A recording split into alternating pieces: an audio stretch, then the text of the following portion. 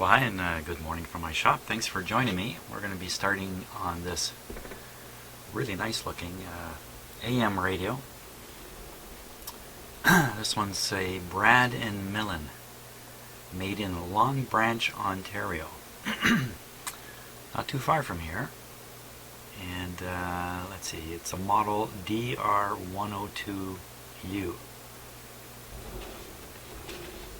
That's your basic AM radio. It's a pretty fair size. Must have a fairly large speaker up here. Should be producing pretty good sound. Let's see.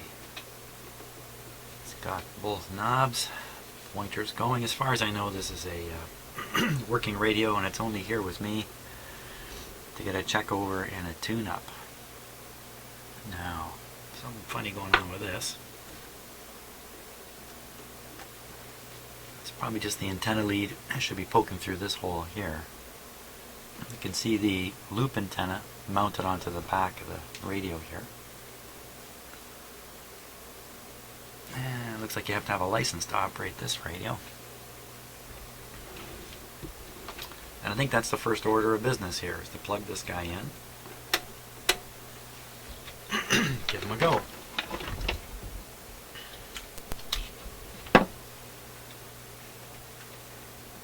Okay, we're all set here. Okay, just in case, I've got it on the dim light bulbs up here. There we go.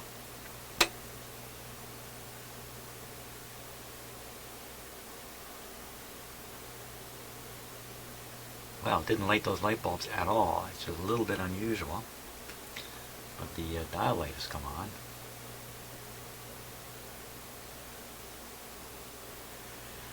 There it comes.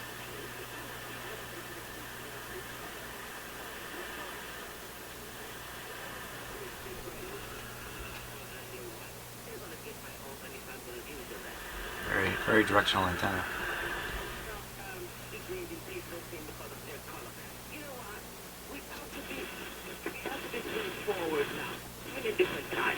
I like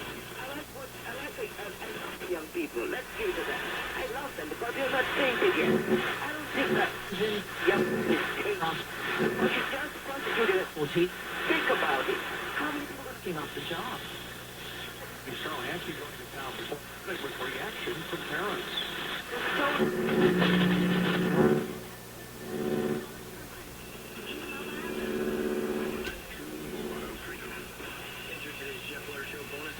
With a directional antenna, it's not so much you get an opportunity to bring in the station as you get an opportunity to knock out any interfering station. So, like this angle, we just hear the radio station. If I just turn it a bit, there's all that terrible interference. So I can knock that interference out. But it doesn't really peak up the station very much. So.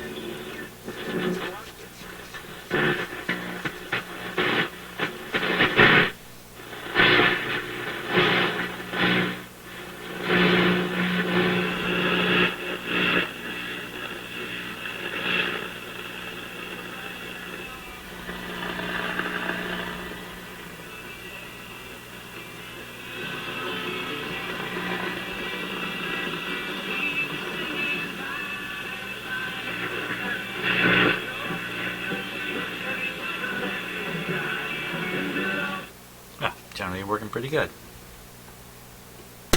Let's take it out of the cabinet here and see what it looks like.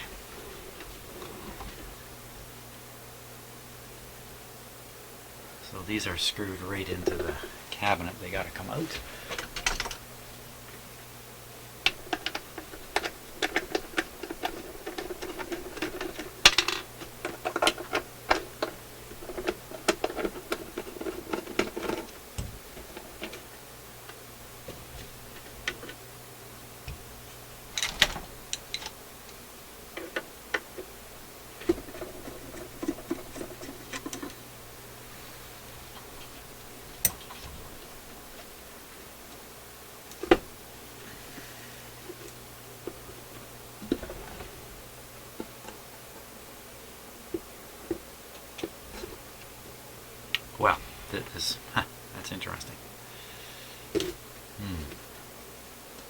this antenna, like in most cases where the radio antenna is mounted to the back is mounted right to the radio. In the case of this one, that's true. It's mounted to the radio through these two holes. Well, it was mounted, it's not anymore. And these were just to hold the back steady against the frame. So you remove the screws I just removed, then the radio has to come out. But what's happened here is someone's pulled this down, trying to sort things out. And in doing that, they've broken it right off the radio. So that raises the possibility that some of these antenna wires just back in here will break off just from being tugged and pulled. But these look okay. Looks good. Now, there must be screws on the bottom of the radio.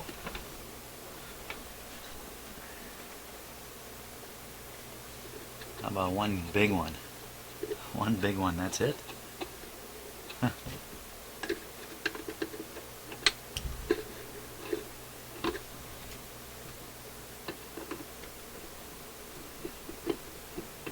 One big screw, that's a little unusual. It's not even a big screw. One little screw. Holding the whole radio in. Well, I guess the combination of the back being mounted up into the cabinet. Okay, let's pull the knobs off the front here.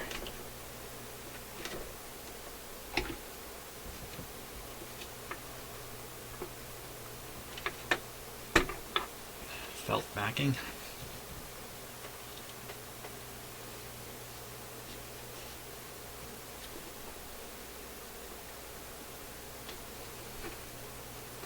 Glass and all is going to come out.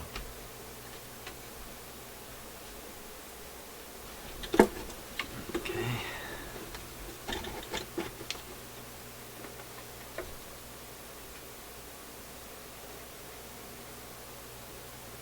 I really can't reach in there.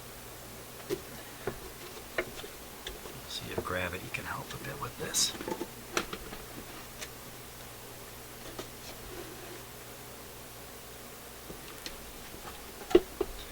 Gravity's not helping 100% here.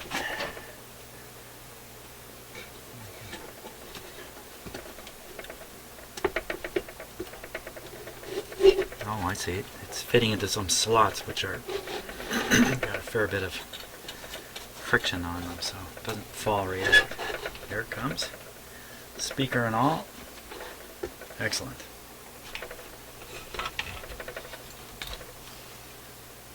Great. I'm going to set the cabinet aside.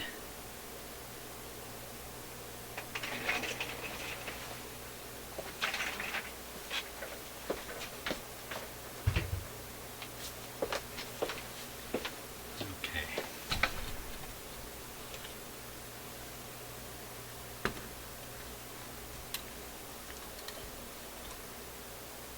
It looks pretty clean. See the original string on it here.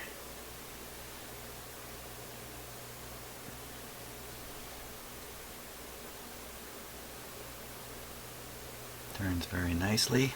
We're going to have to be very careful with this back. Yes, they've been attached with rivets too, so not many options here for the back. If I'm not careful, I'll damage it further.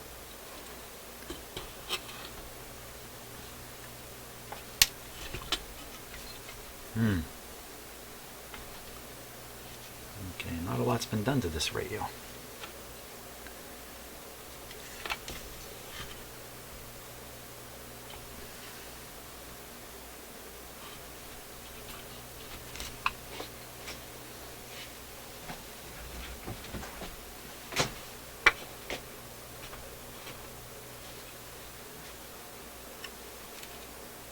There we go.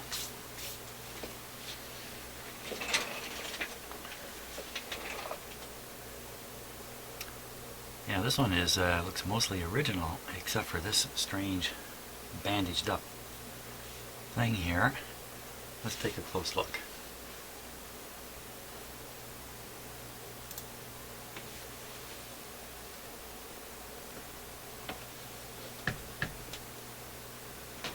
just start in the top corner here.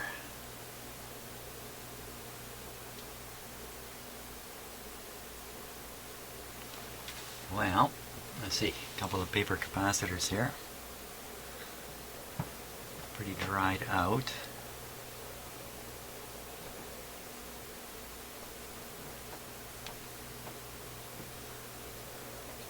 Well, I'd certainly guess this is a capacitor back here. I don't know what else that could be. It's in a bracket. It's towards the front end of the radio.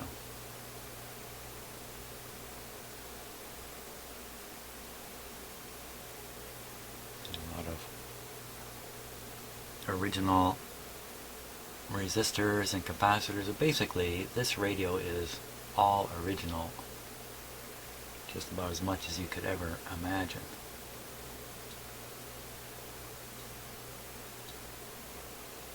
And it sounded pretty good. So what do we got? 1, 2, 3, 4, 5, 6. Looks like 6 paper wax capacitors.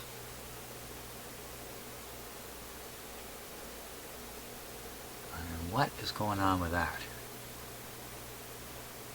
So someone has installed a replacement filter capacitor, and it's the kind where the outer case, the outer shell of the capacitor is the ground, basically. You'll probably find one of these wires connected to one of the grounding terminals. And this is meant to go in a radio.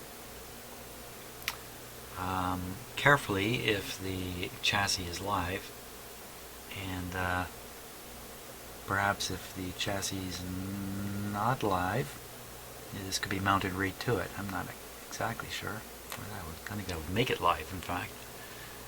So in this case, whoever's installed this has wrapped it with a kind of cloth tape, and to isolate it away from the chassis. What about down here? That looks like the only thing that's been done to this radio. Everything else looks original. Even this guy now.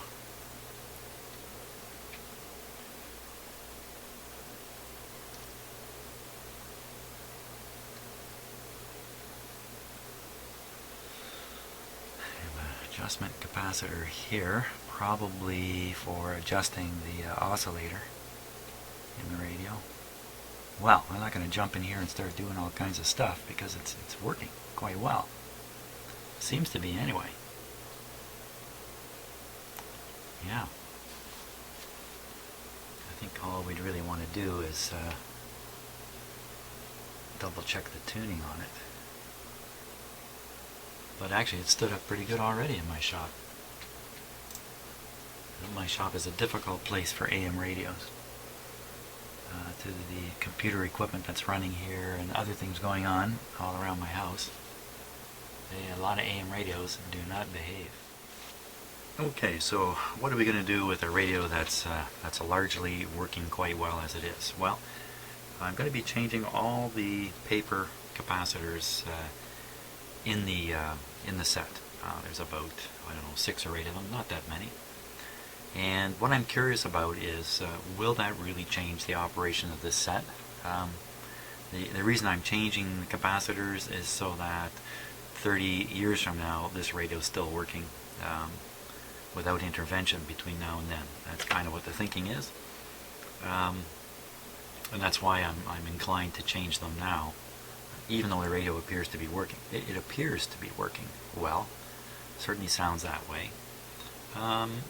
So I think this would be a great radio to experiment with a little bit in terms of measuring the effect of doing the work and seeing objectively if there's any real benefit coming out of it. Yeah, 20, 30 years from now, these paper capacitors will probably be shot. I mean, they've made it this far. This radio was built in 1946 or so, and here we are, 2015 almost. What would that be? would be 40, 50 years later, 60 years later, and 60, 70 years later, I'm not even sure. Well, what's another 30 years if the capacitors have lasted this long? Well, hard to say. So, but in any case, I'm going to be changing them out. Now, before I start on this, there's something kind of interesting. I just mentioned the radio was made in 1946. So, what's the deal about 1946? Well, 1946 was a year after the Second World War ended. And Canada played a big role in the Second World War. It entered the war along with Britain as somewhat of a adjunct to the British Army, and stuck in there right to the very end. It's a big deal here in Canada, the Second World War. My father fought in the Second World War. So 1946, when this radio was made, is just after the end of the war, and I want to have you take a look at this warning here. Let me get a camera a little bit closer on it first. Well, you see a lot of these kinds of notes on Canadian-made and British-made radios. Not so much on American-made, I don't think. And this goes back to the concern during the Second World War and in the early days of radio that radio would be used for spying purposes and the like. And so in Britain, and I guess here in Canada, you had to have a license. You had to register the fact that you owned receiving equipment. Kind of crazy in today's world to think that, but that's how it was then. So let's have a look at this. Any person installing or operating this receiving set without first having obtained a license from the Minister of Transport of Canada is liable to a fine not exceeding $25, and the said receiving set may be forfeited to His Majesty by order of the Minister for such disposition as the Minister may direct. So, pretty strong warning about, hey, if you're going to use this kind of equipment, the government reserves the right to take it from you if we feel we should. So, quite a different time, and I think that's interesting because it marks, in a very interesting way, the vintage and date of this radio. I don't know how long this kind of thing continued, licensing of radios, but I think it died out pretty soon after this, but I really don't know, to be honest with you. I've never really done a study, don't really know, but I thought that's a pretty interesting thing about this radio. Now, what we're going to do here is figure out the best place to hook up test instruments so I can track the change in the operation of the radio as the work goes forward. So let's take a look at the schematic. Okay, turns out using a camera and a piece of paper is a better way to show the schematic than trying to do it through video technology. So just a quick run through on this schematic. So there you see all the heaters are in series. So this waves the flag that this is probably a hot chassis radio. In fact, over here you can see a ground symbol, probably meaning connection to the chassis, and there's one here on the speaker. These outside of these cans have the same symbol to the chassis. We know these cans are tied to the chassis, so sometimes there's a little bit of a question as to just what this symbol really means. So hot chassis is possible. So a few highlights. IF transformers are sitting here. Okay. Loop antenna out here. You can see these two terminals basically have a capacitor attached to them.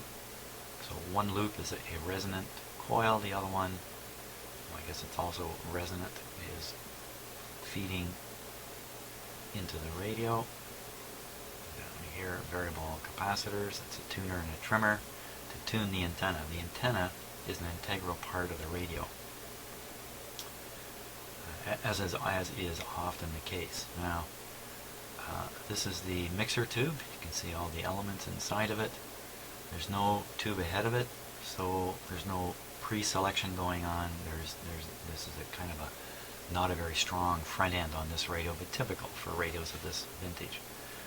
Without that front end tube, this radio is susceptible to interference in today's world that really didn't exist back in the 40s and 50s and 60s, and namely, that's a pile of spurious signals coming from computer equipment and from little power supplies and who knows what else.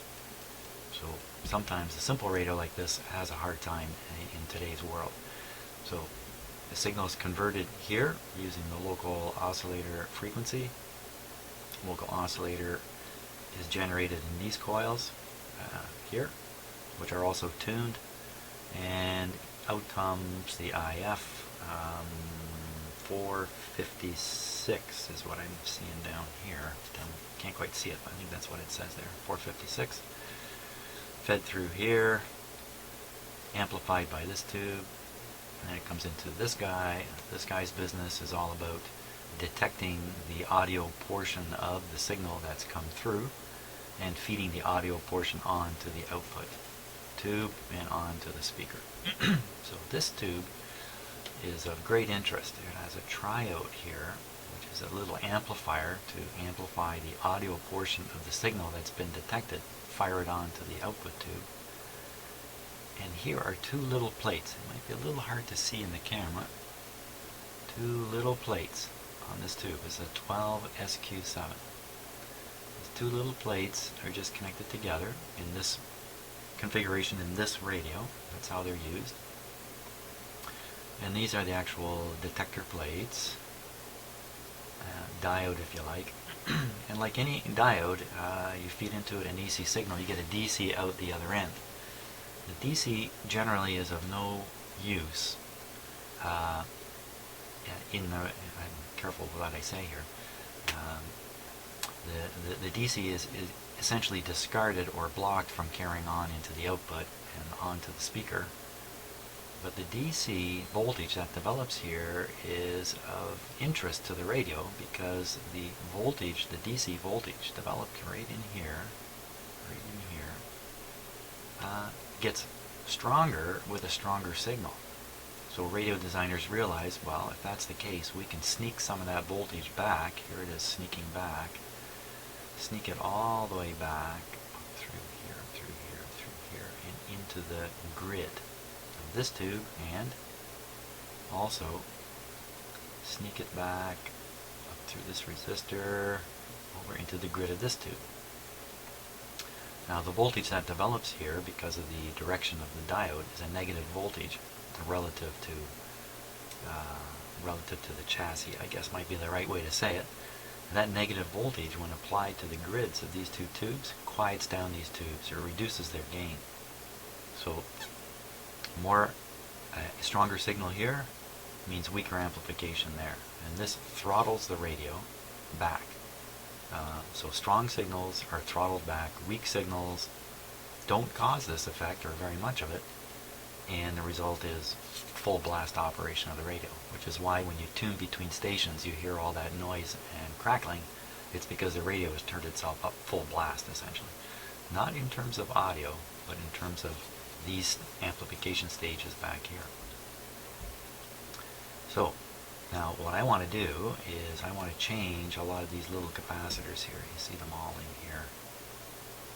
There's one there. I think there's 6, 7 maybe, something like that. And as I change them, I want to see if there's any effect on the operation of the radio. Easier said than done.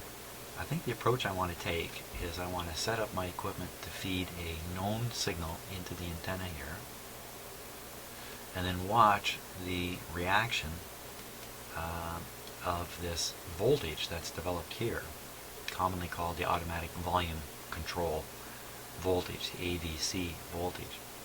So I can hook up a meter or maybe my oscilloscope here, somewhere in here, somewhere on this line here, and monitor that negative voltage as it varies with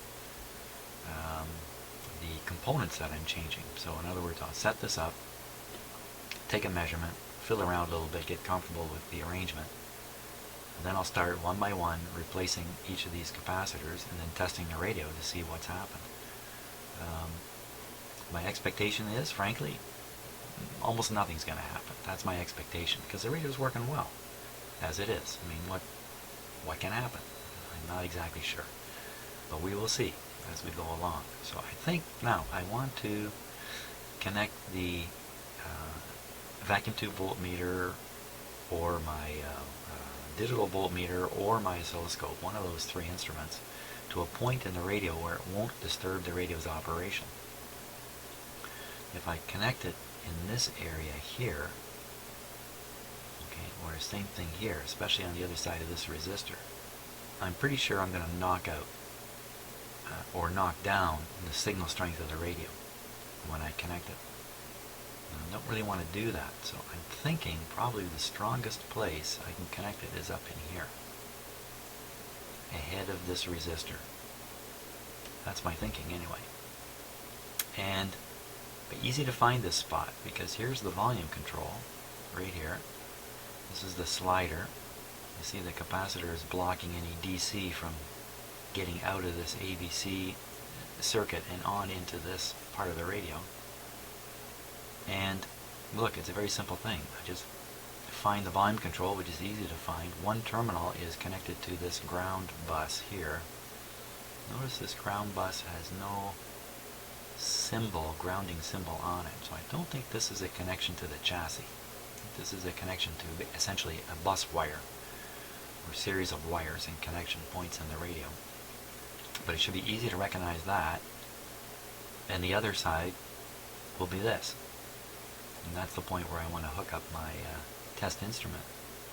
When it comes to feeding the signal in, I'm going to feed in a regular radio signal. I don't think I'm going to make a connection to the radio. I think I will set up literally a transmitter arrangement with a transmitting antenna, and this will be the receiving antenna just as it is. And we'll go from there. So first I'm going to set up the equipment, make some preliminary tests, poke around a bit, and get comfortable, and then we'll start the actual process here. Let's see how it goes.